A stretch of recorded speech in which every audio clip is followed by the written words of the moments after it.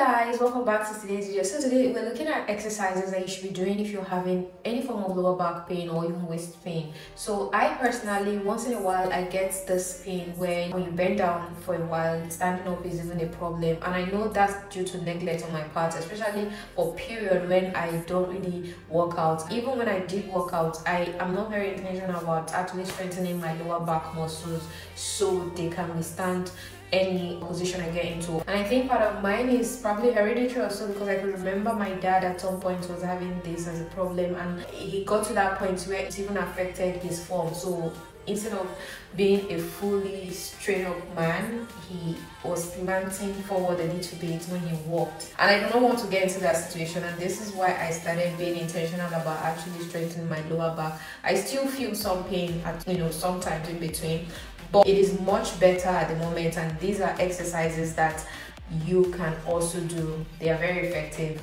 Even performing them within the first week, you should start noticing that your waist pain is reducing. So these are very easy moves, and I'm going to demonstrate how to perform them. Of course, you need to be very careful about your form as well, because they are very, very important. So let's get right onto them. The exercise here is a pelvic tilt. This is a powerful exercise for the lower back pain, to strengthen the lower back muscle, your core, and your waist in general. So if you're performing this exercise, you're guaranteed to actually reduce waist pain. The way to correctly perform this exercise is to start off by lying on your back with your knees bent and feet flat on the floor. Relax your arms by your side, or you can place them on your lower ab muscle to really mentally engage the ab muscle while you try to tighten the abdominal muscle and flatten your back to the ground against the floor.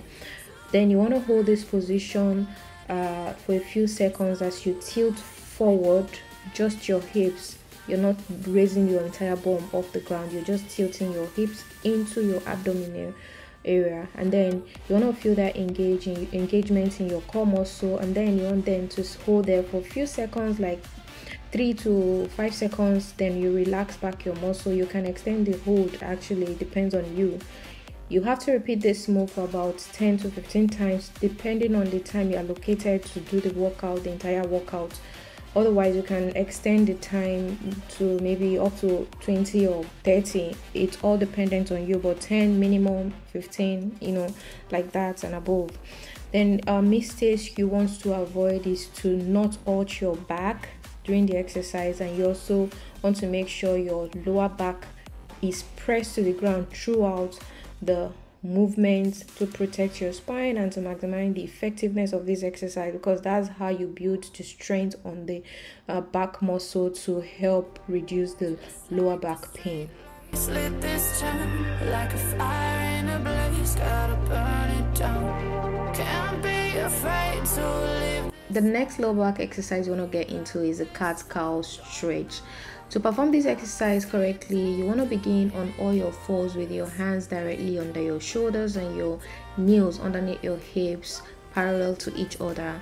As you inhale, you want to arch your back downward, lifting your head and tailbone toward the ceiling, which is a cow position.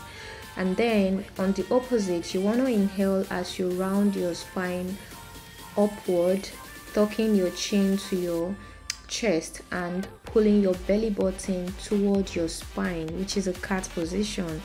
Alternate slowly between these positions for about 10 to 15 repetitions. You can even take it beyond 15 repetitions. It all depends on the time you have for the entire workout. You just need to plan it.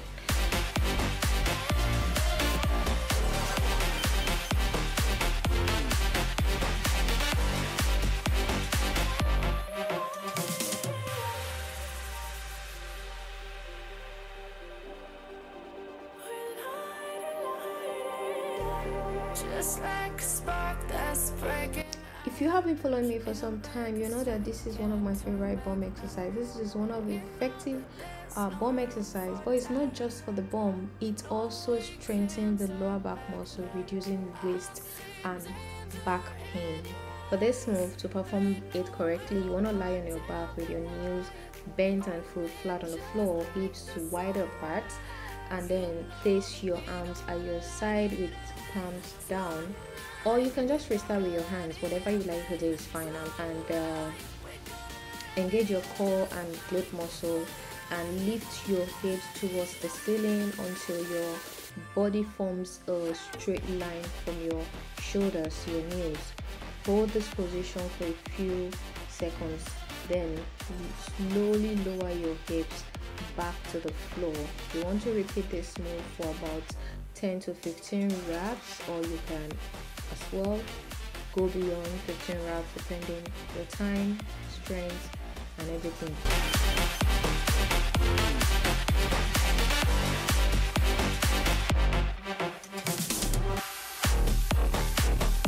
Red dog exercise. If you're having any kind of lower back pain or waist pain and you're not performing this move, then you're wasting your time. But because this is one of the highest low back muscle strengthener that you want to get into.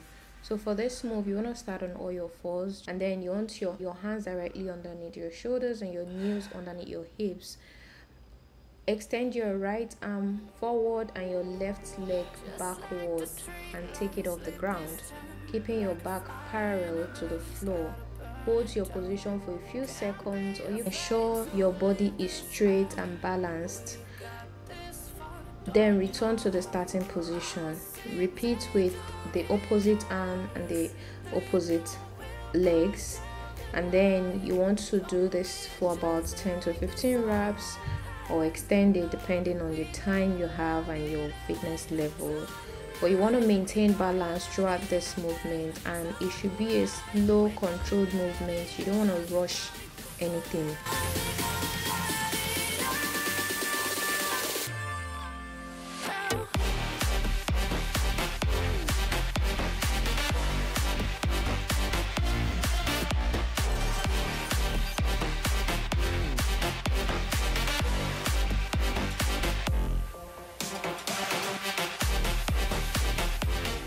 So guys, that would be it for today. I hope this video was helpful to you.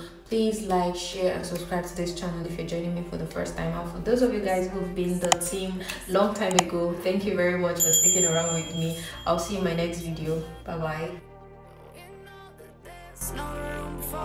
bye.